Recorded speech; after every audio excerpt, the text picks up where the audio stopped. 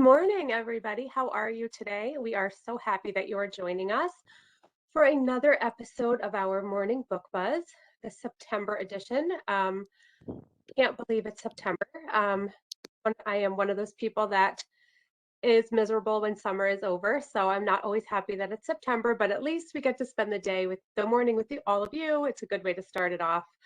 Talking about books always makes me in a better mood, so it's cushioning the blow that September has arrived. I am Kelly Coyle-Crivelli, and I will let my colleagues introduce themselves for our morning book buzz. Hi, I am Sharnell Johnson. I'm excited to be presenting for the first time, and I am presenting from my home office in South Central PA. Hello, everyone. Welcome. Thank you so much for joining us. I'm Miriam Tuliao, and I'm calling in from Queens, New York. So, as we make our way through our awesome list of books, do keep in mind that most are available in multiple formats. Here's a key just to help you out. And if you see the orange circle with the E, that means there is a digital galley available for that title. September, another reason, I guess, to be excited about September is that it is Library Card Sign Up Month. We have a lot of fun events going on to celebrate Library Card Sign Up Month, which is one of our favorite events of the year. So if you follow us on social media, you'll see all of the great things we have going on. We've got great quotes from authors about their libraries. And if you'd like to participate in the fun, we would encourage you to take a picture of yourself with your library card and tag us on social media. We've got a whole bunch of fun stuff going on for you this month. So we encourage you to follow us online and see what's going on. And we hope you'll join us next Thursday for the 5th episode of Library Lunch and Learn with guests Elizabeth Joseph of the Ferguson Library in Connecticut, Heather Younger, the author of The Art of Carrying Leadership, and Elizabeth Cronise McLaughlin, the author of Becoming Heroines. This special program will focus on workplace culture, leadership, and management. Join Brightly Storytime host Miss Linda for a special live storytime that features school-themed stories as well as stories about emotional well-being. It is free to register. Just follow the link on the screen. And we have another exciting event for you with Library Journal.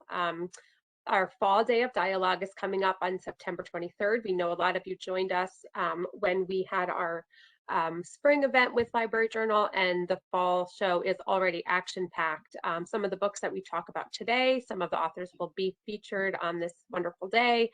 And you can see by the list of authors that we have on the screen, this is just a very small sampling of some of the authors that will be there that day. And so we encourage you to sign up. It's free. You can hear from Emily St. John Mandel has a new book coming out, Jodi Picoult, and we are just so excited for another action-packed day on September 23rd. So we encourage you all to sign up.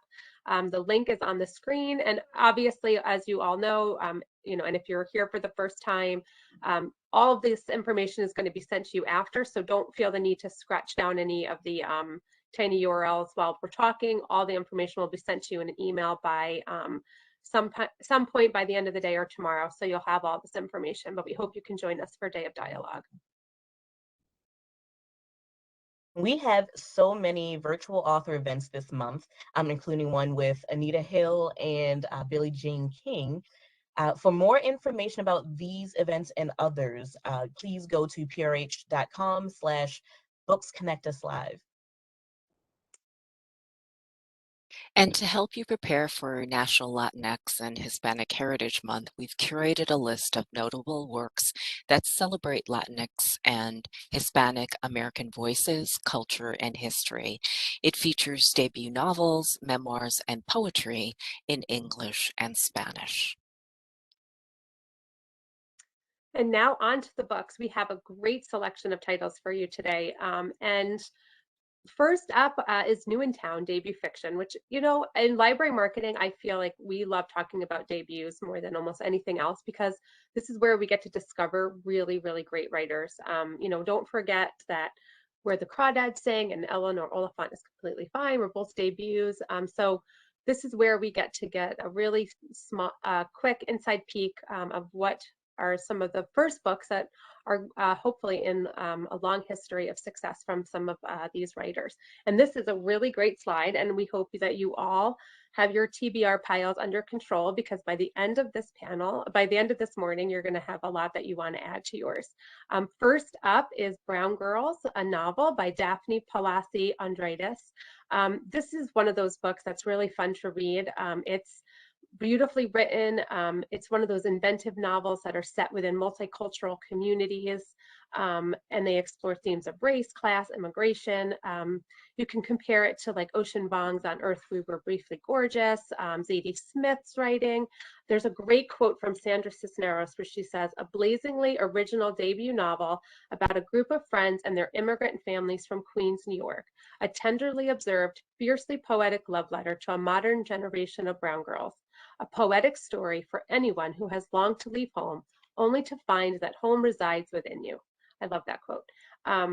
So this book is, we live in the dregs of Queens, New York, where airplanes fly so low that we are certain they will crush us. This remarkable story brings you deep into the lives of a group of friends, young women of color growing up in Queens, New York City's most vibrant and eclectic borough. Here streets echo with languages from all over the globe. Subways rumble above dollar stores, trees bloom and topple across sidewalks, and the briny scent of the ocean wafts from Rockaway Beach. Here girls like Nadira, Gabby, Naz, Trish, and Angelique, and many others attempt to reconcile their immigrant backgrounds with the American culture they come of age in. Here they become friends for life, or so they vow. In musical, evocative prose, Brown Girls illustrates a collective portrait of childhood, motherhood, and beyond, and is an unflinching exploration of race, class, and marginalization in America. It's an account of the forces that bind friends to one another, their families, and their communities. It is a powerful depiction of women of color attempting to forge their place in the world. For even as the dueling forces of ambition and loyalty, freedom and marriage, reinvention and stability threaten to divide them, it is to each other and to Queens that the girls ultimately return. I love books like this. Next up is The Maid. This is a book that's getting a lot of in-house buzz, and we're excited for this one. This is for fans of quirky heroines like Eleanor Oliphant is Completely Fine, and fans of classic mysteries from writers like Agatha Christie, or the Thursday Murder Club. I like the kind of books that make like the murders fun. This is one of those kind of books. A charmingly eccentric hotel maid discovers a guest murdered in his bed. Solving the mystery will turn her once orderly world upside down in this utterly original debut. This is a book where you're going to like the characters as much as you like the plot. Molly Gray is not like everyone else. She struggles with social skills and misreads the intentions of others. Her gran used to interpret the world for her, codifying it into simple rules that Molly could live by. Since Gran died a few months ago, 25-year-old Molly has been navigating life's complexities all by herself. No matter, she throws herself with gusto into her work as a hotel maid. Her unique character, along with her obsessive love of cleaning and proper etiquette, make her an ideal fit for the job. She delights in donning her crisp uniform each morning, stocking her cart with miniature soaps and bottles, and returning guest rooms at the Regency Grand Hotel to a state of perfection. But Molly's orderly life is upended the day she enters the suite of the infamous and wealthy Charles Black, only to find it in a state of disarray and Mr. Black himself very dead in his bed. I love that, very dead. Before she knows what's happening, Molly's unusual demeanor has the police targeting her as the lead suspect. She quickly finds herself caught in a web of deception, one she has no idea how to untangle. Fortunately for Molly, friends she never knew she had unite with her in a search for clues as to what really happened to Mr. Black. It's a clue-like locked room mystery and a heartwarming journey of the Spirit. It's a really fun debut that reveals that all mysteries can be solved through the connection to the human heart. Very, very excited about The Maid. The next one is Yinka, Where is Your Husband? Again, this is for, first there was Bridget Jones, then there was Eleanor Oliphant, and now there is Yinka. In Yinka, Where is Your Husband? Yinka's Nigerian aunties frequently pray for her delivery from singledom. Her work friends think she's too traditional. She's saving herself for marriage. Her girlfriends think she needs to get over her ex already, and the men in her life, well, that's a whole other story. But Yinka herself has always believed that true love will find her when the time is right. Still, when her cousin gets engaged, Yinka commences Operation Find a Date for Rachel's wedding. Aided by a spreadsheet and her best friend, Yinka is determined to succeed. Will Yinka find herself a husband? And what if the thing she really needs to find is herself? Yinka, Where is Your Husband? Brilliantly subverts the traditional romantic comedy with an unconventional heroine who bravely asks the question we all have about love. A joyous, hilarious, wonderful heroine. Another book where the characters are just as great as what's happening in the story. The next one is The Violin Conspiracy from Brendan Slocum. This one looks really fun for readers of Jacqueline Woodson and Tayari Jones. And it's for classical music lovers and for readers of inspiring personal stories, as well as fans of people that like fast-paced mysteries like Dan Brown. This is a riveting tale about a Black classical musician whose family heirloom violin is stolen on the eve of the most prestigious classical music competition in the world. Ray McMillan loves playing the violin more than anything, and nothing will stop him from pursuing his dream of becoming a professional musician. Not his mother, who thinks he should get a real job, not the fact that he can't afford a high caliber violin, and not the racism that's inherent in the classical music world. And when he makes the startling discovery that his great-grandfather's fiddle that he uses is actually a priceless Stradivarius, his star begins to rise. Then, with the International Tchaikovsky Competition, the Olympics of classical music, fast approaching, his prized heirloom is stolen. Ray is determined to get it back, but now his family and the descendants of the man who once enslaved Ray's great-grandfather are each claiming that the violin belongs to them. With the odds stacked against him, will he get his precious instrument back in time for the competition? This is a fun, fast-paced family drama, has everything. What the Fireflies Knew is another one of those great books where it's coming of age over the course of a summer. I also love books like this. This is for fans of Asha Lemme, Celeste Ng, and Harper Lee. And it's a coming-of-age novel told from the perspective of 11-year-old KB, as she and her sister try over the course of a summer to make sense of their new life with their estranged grandfather after the death of their father and the disappearance of their mother. Almost 11-year-old KB is sent after her father dies of an overdose, and debts incurred from his addiction caused the loss of their family home in Detroit. KB and her sister Nia are sent by their overwhelmed mother to live with their estranged grandfather in Lansing.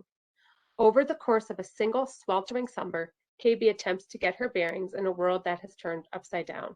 A father who is labeled a fiend, a mother whose smile no longer reaches her eyes, a sister who was once her best friend, but now is teetering on the edge of adolescence and suddenly wants nothing to do with her, a grandfather who is grumpy and silent, the white kids across the street who are sometimes nice to her and sometimes not. So pinballing between resentment, abandonment, loneliness, KB is forced to carve out a different identity for herself and find her own voice. As she examines the jagged pieces of her recently shattered world, she learns that while some truths cut deep, a new life and a new KB can actually be built from the shards. So this one is one of those wonderful coming-of-age novels that we all love and book clubs will eat up.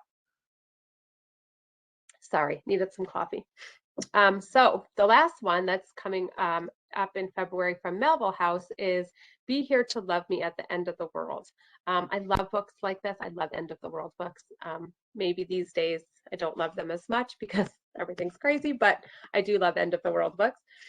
Be Here to Love Me at the End of the World is a love story set in a bad dream about America concerning debt, permanent debt, secret police, making dinner, and unpaid invoices right up until the end of the world. It's Brooklyn, it's winter, it's so cold outside, and Sam lives with Eleanor and they are in love. He has 3 or 4 outstanding invoices that would each cover rent for a month. At some point, the president is going to make some absolutely wild announcements that will only end in doom. In a surreal, funny, and heartbreaking version of reality, Sasha Fletcher's highly anticipated first novel occupies that rare register that manages to speak to an increasingly incomprehensible world.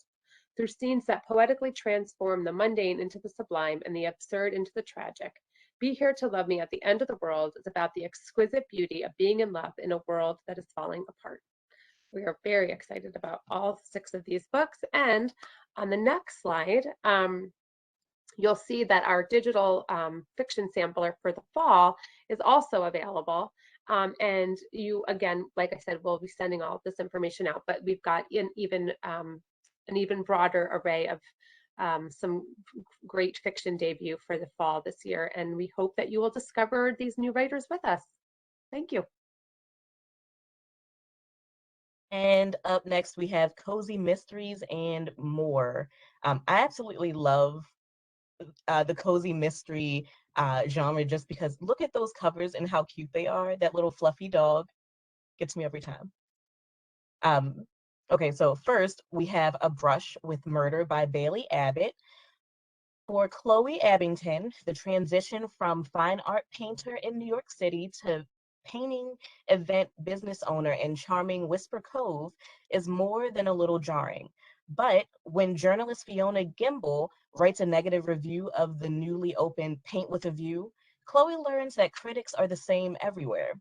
And when she finds Fiona's body behind her shop with a painting knife in her neck, Chloe realizes that this picture-perfect town offers anything but peace and quiet. Suddenly, Artisan Alley is a crime scene and Chloe is the prime suspect. Her sister and business partner, Izzy, isn't much help since she's busy running the shop and she also has secrets of her own. As shrewd Detective Barrett tries to paint her into a corner, Chloe soon finds that Fiona had plenty of enemies. She wielded her pen like a sword, slicing and dicing just about every shop owner in the lakeside town. With the help of her dog, Max, Chloe sets out to prove that she's been framed for Fiona's murder, but she'd better learn how to master the fine art of detection quickly before the real killer paints the town red again. Otherwise, she may end up trading in her paint smock for an orange jumpsuit or a green burial plot. And then we have Clause for Alarm. This is a thrilling new tale from New York Times bestselling author Rita Mae Brown and her feline co-author Sneaky Pie Brown. And this is the next installment in her Mrs. Murphy mystery series. Death stalks the Blue Ridge Mountains once again, and Mary Minor Harry Herringstein, along with her beloved cats, is on the case. That was a mouthful. And then next we have Mango, Mambo, and Murder by Raquel V. Reyes. The move from New York to Miami puts food anthropologist Miriam Quinones-Smith, her academic career on hold while she stays at home with her young son. Adding to her funk is an opinionated mother-in-law and a husband who is rekindling a friendship with his ex. Thanks to her best friend Alma, she gets a short-term job as a Caribbean cooking expert on a Spanish-language morning TV show. But when the newly minted star attends a women's club luncheon, a socialite sitting at her table suddenly falls face first into a chicken salad, never to nibble again. When the second woman dies soon after, suspicions merge around a controversial Cuban herbalist, Dr. Fuentes, especially after the morning show's host collapses while interviewing him.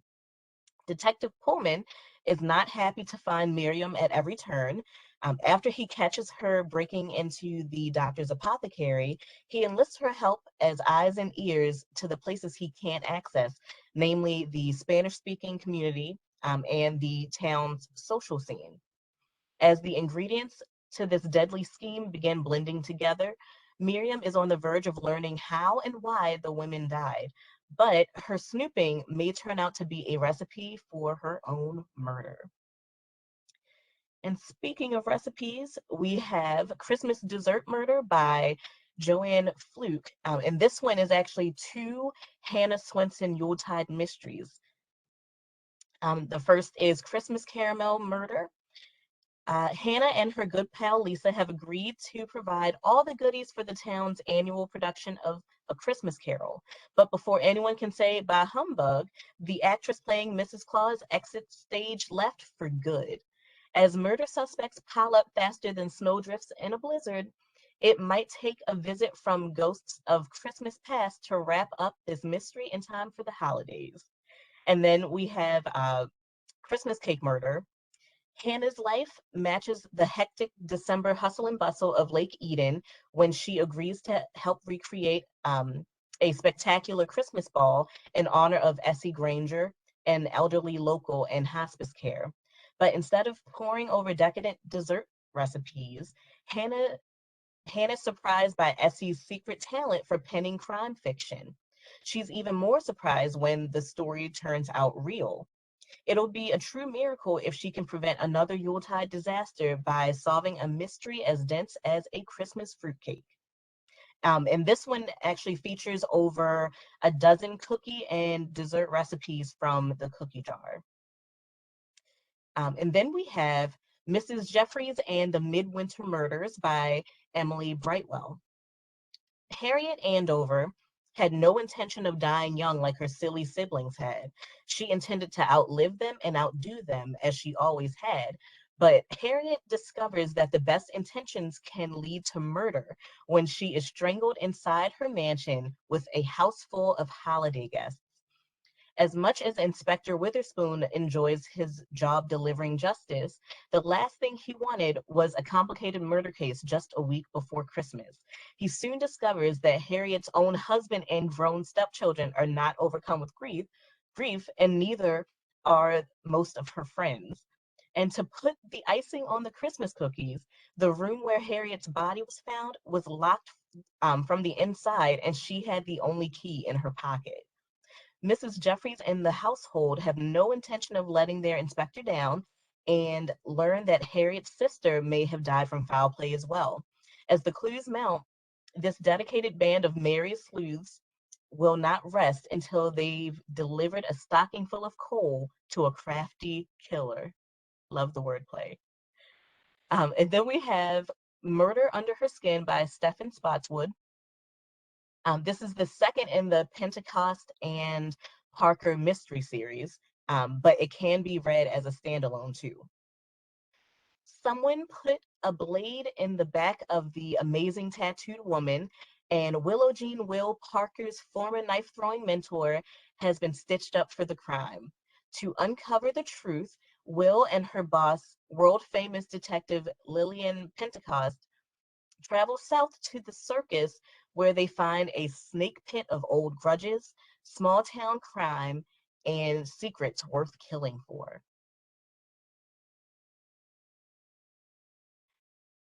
And if your patrons love cozies like these, you are in luck. You can save on 24 cozies all month long with Overdrive. So for more information, go to tinyurl.com/overdrive cozy sale. And librarians, keep in mind, you will have to log into your Overdrive account in order to see these deals. I just want to jump in, Sharnell, and say that this is Sharnell's first morning book buzz, so we gave her the fun slide, well, because we all wanted to do that one. Love the cozies. And now we have our big fall reads, and I'm looking forward to all of these. First is Sankofa by Chibundu Anuzo. Anna is at a stage in her life when she's beginning to wonder who she really is. She has separated from her husband, Her daughter is all grown up, and her mother, the only parent who raised her, is dead. Searching through her mother's belongings one day, Anna finds clues about the African father she never knew. His student diaries chronicle his involvement in radical politics in the 1970s of London. Anna discovers that he eventually became the president, and some would say dictator, of a small nation in West Africa, and he's still alive.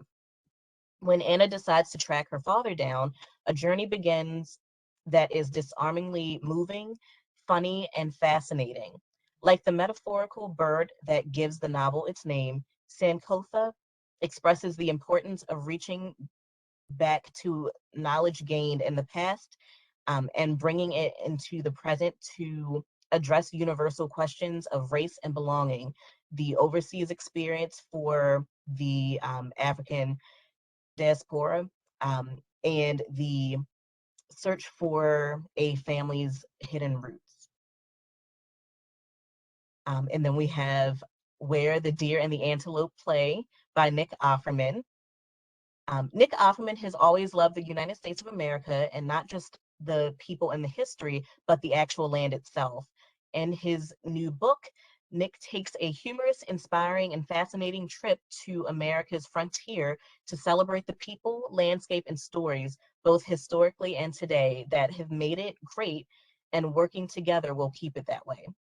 In July 2019, Nick took two memorable trips with friends, a hiking trip to the Glacier National Park with his friends Jeff Tweedy and George Saunders, as well as an extended visit to his friend James Rebanks, the author of A Shepherd's Life. He followed that up with a trip that could have only happened in 2020. Nick and his wife Megan Mullally bought an Airstream trailer to drive across the U.S. in late 2020. All three journeys inspired some deep thinking from Nick, thoughts about the history and geology of national parks of the West, farming, animal life, and conservation, the importance of outdoor recreation, including hunting and fishing, and building both local and national communities across party lines, all subjects that are very close to Nick's heart. With wit, heartwarming stories, and a keen insight into new and exciting ways to see both the past and the future of this country, Nick Offerman is ready to tackle his most important subjects yet. And then we have Better Off Dead by Lee Child and Andrew Child. Jack Reacher is back in the brand new page-turning thriller from acclaimed #1 best-selling authors Lee Child and Andrew Child. Reacher isn't one to back down from a fight, and when a shadowy crew raises the stakes, he won't hesitate to teach them a lesson. When you pick a fight with Reacher, you're better off dead. Our next big fall read is Still Life by the celebrated author of the evocative novel and library reads pick Tin Man.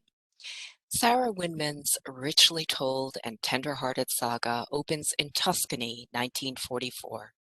As Allied troops advance and bombs fall around deserted villages, Ulysses, a young English soldier, finds himself in the wine cellar of an abandoned country home, where he has a chance encounter with Evelyn, a middle-aged art historian who has come to Italy to salvage paintings from the ruins. Amidst the rubble of war-torn Italy, the two find a kindred spirit in each other and set off on a course that will shape Ulysses' life for the next 4 decades. With delightful references to art and E.M. Forster, Still Life is a deeply drawn celebration of love and beauty. It's a perfect book to recommend to fans of Amor Towles, Julie Oringer, and John Boyne. Never is the newest spy thriller by New York Times bestselling author Ken Follett. Taking his cues from real-life geopolitical conflicts, here Follett sets out to explore how brinkmanship and its unforeseen consequences could lead to World War III. This is a high-stakes, action-packed epic that spans the globe. In the Sahara Desert, two elite intelligence agents are on the trail of a powerful group of drug-smuggling terrorists. While traveling across Europe illegally, a young widow fights against human traffickers.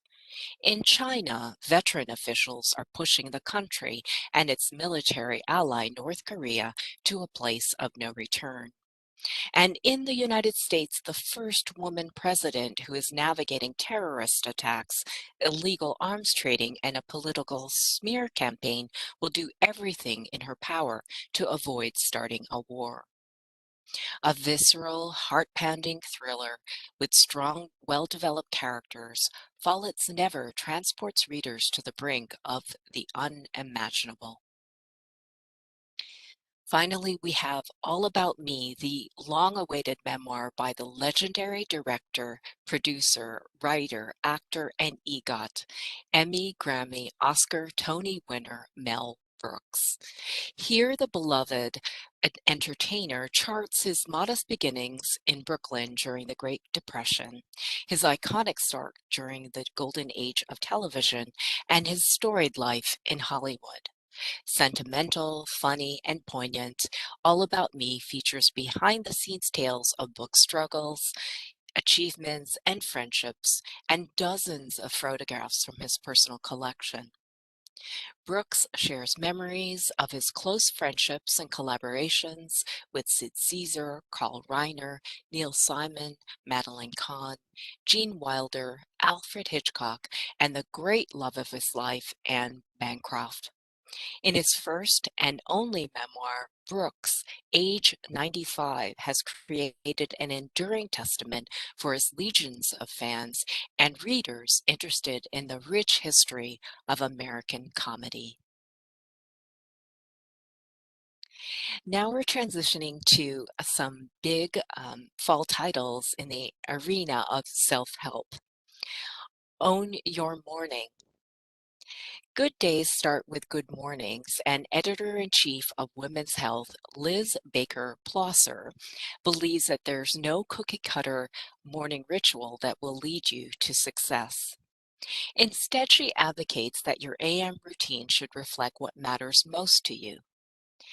This book includes easy prompts to help you identify your core values, the way you want to spend your time, energy, and resources. You'll find proven insights from wellness experts, including reluctant early birds, and personal anecdotes from Plosser to help you reimagine your morning habits, benefit your mental and physical health, and enhance your productivity. Featuring original full-color illustrations and more than 100 photographs, Own Your Morning is an attractive book chock full with practical and motivational advice for wellness warriors and the wellness curious. Embrace abundance. Are you living in your truth? Are you moving in the direction that your heart is asking you to move?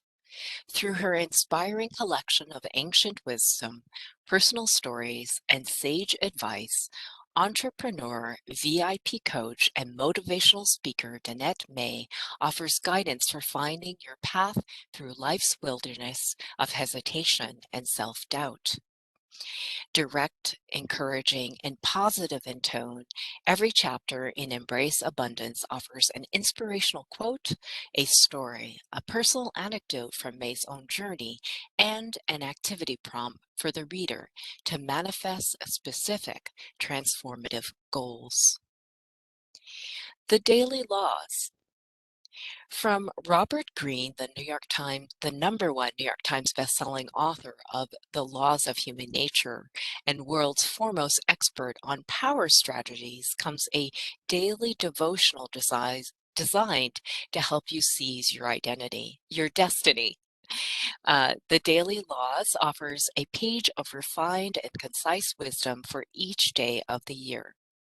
For example, discover your calling, occupy your own niche, master the small things, and judge for yourself are among the 366 daily prescriptions.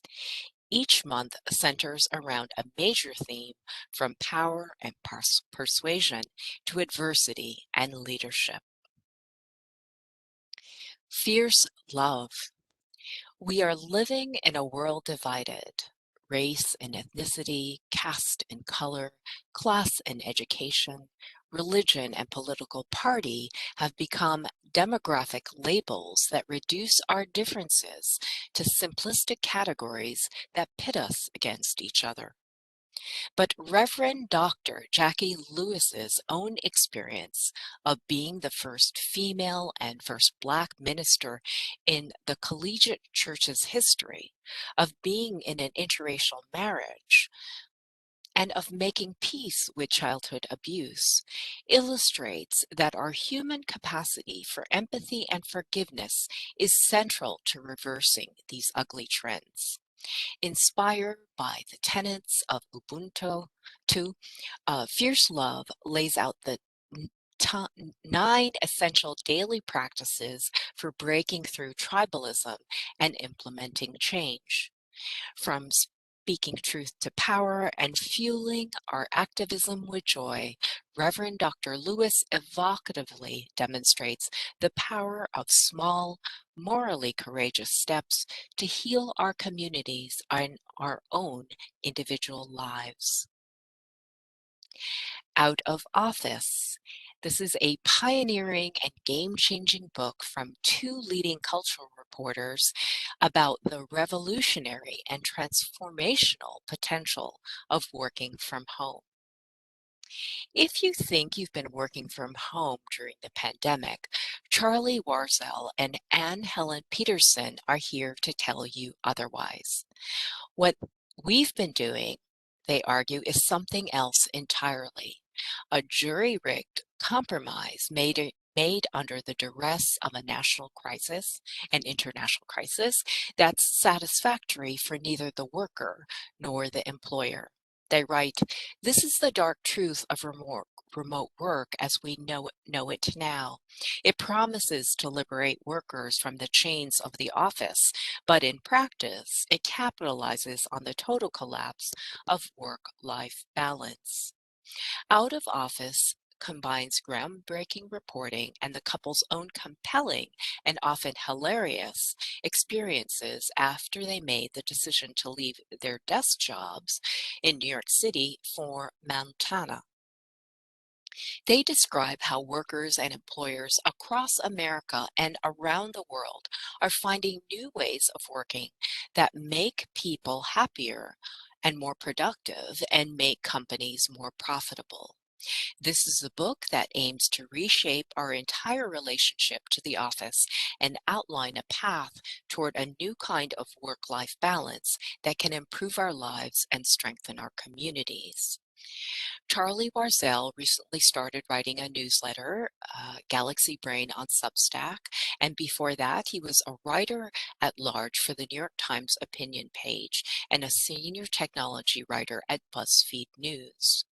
His co-writer Anne Helen Peterson is a former senior writer at BuzzFeed News and now writes her newsletter Culture Study as a full-time venture on Substack. She's the author of Can't Even: How Millennials Became the Burnout Generation and 2 other titles. She received her PhD in Media Studies from the University of Texas. Find Your Unicorn by Eve Rodsky. In her acclaimed New York Times bestseller and Reese's Book Club pick, Fair Play, Eve Rodsky urged women to rebalance their domestic responsibilities and reclaim time for themselves. Her book started a national conversation and launched a movement toward greater equality on the home front. And then quarantine hit, and life as we knew it was upended. Now, all of us are faced with an even more pressing question. How can we, the collective we, even in the bleakest days of working from home, remote schooling, and too much togetherness, carve out a little time for ourselves? This personal time what Rodsky calls unicorn space, what makes us interesting, isn't just a luxury, she explains. The research is clear that it's a necessity for our mental health, our physical well-being, and our very sense of self. But how do we find any time for ourselves in a moment when we have less autonomy than we've ever had? And what do we do with that freedom when we actually get it? Find Your Unicorn Space is a practical program for reclaiming or discovering for the first time the natural gifts, interests, and talents that make you uniquely you. With her trademark mix of how-to advice and big picture inspirational thinking, Rodsky shows us a clear plan to reclaim the lost art of having fun and tap into your unique expression of creativity. So this is for readers of Elizabeth Gilbert, Brene Brown, and Carrie Smith. And now we're going to talk about some listening library audiobooks that I'm very excited for. So first we have My Life in the Fish Tank by Barbara D., read by Emily Eden. From acclaimed author of Maybe He Just Likes You and Halfway Normal comes a powerful and moving story of learning how to grow, change, and survive. When 12-year-old Xenia Manning's older brother Gabriel is diagnosed with a mental illness, their family's world is turned upside down. Mom and dad want Zenny, her 16-year-old sister Scarlett, and her 8-year-old brother Aiden to keep Gabriel's condition private, and to Zenny, that sounds the same as secret, which means that she can't talk about it with her two best friends who don't understand why Zenny keeps pushing them away and turning everything into a joke. Booklist says this is realistic and sympathetic. This demonstrates a successful, meaningful, and responsible discussion around mental health for all ages. Then we have Forever by Judy Blume, and this is read by Caitlin Kinnunen. Is there a difference between first love and true love? Judy Blume's groundbreaking novel, Forever, about sex or teen sexuality, originally published in 1975, is becoming an audiobook for the first time in 46 years. The audiobook will be on sale on September 14th and narrated by actress Caitlin Kinnunen, who received a Tony nomination for her role in the original Broadway cast of The Prom. In an article with Entertainment Weekly, Kinnunen expressed her excitement regarding her narration of this title, saying, getting to read this beautiful book by Judy Blume is a true honor. Her work is timeless, and this story is still as impactful as the day it was first published. I cannot wait for today's generation to discover these characters and fall in love with them for the first time. Then we have The Beatrice Prophecy by Kate DiCamillo, read by Fenty Williams. From two-time Newbery medalist Kate DiCamillo comes a fantastical meditation on fate, love, and the power of words to spell the world. Listening library editor Rebecca Wog, sorry if I butchered her name, she chose it as one of her favorite listens for fall. The Beatrice Prophecy is brimming with humor, adventure, and pathos. Qualities I always look forward to in novels from Kate DiCamillo. Beatrice has a mysterious destiny, but it's her relationships along the way with a small band of characters, including one very stubborn goat, that makes this tale so rich and genuinely moving. This heartwarming story is a great choice for family listening. And then lastly, I have As Good as Dead by Holly Jackson, read by a full cast. The highly anticipated finale to the Good Girls Guide to Murder series is the instant New York Times bestsellers that read like your favorite true crime podcast or show. By the end of this mystery series, you'll never think of Good Girls the same way again. It's read by a full cast of fabulous narrators. This audio production is sure to be both chilling and thrilling up until the very end. And I am so excited to listen to this one because the first two books, I raved about them until I was, you know, out of breath. They were so good. So I'm so excited for this one. And if you have the opportunity, please do listen to it as an audiobook because they really do a fantastic job. So I highly recommend this. Wow. So from Judy Blume in audio for the first time to talking about how to claim some space in this new virtual working from home world. I'll have to read that one to my dog, who's been on top of me since the March of 2020. Um, we thank you so much for joining us today. That was a great lineup of books. I think we even have some uplifting books in there for a change, which doesn't always happen. And so we all really appreciate you being here today. Sharnell, great job for your first outing. We gave you a lot of work today. We again, as a reminder, our next episode is going to be on October 6th. We will be sending all of this out in the wrap up, so don't worry about writing anything down. And as always, thank you for your continued support and have a wonderful day. Thank you. Thank you, everyone.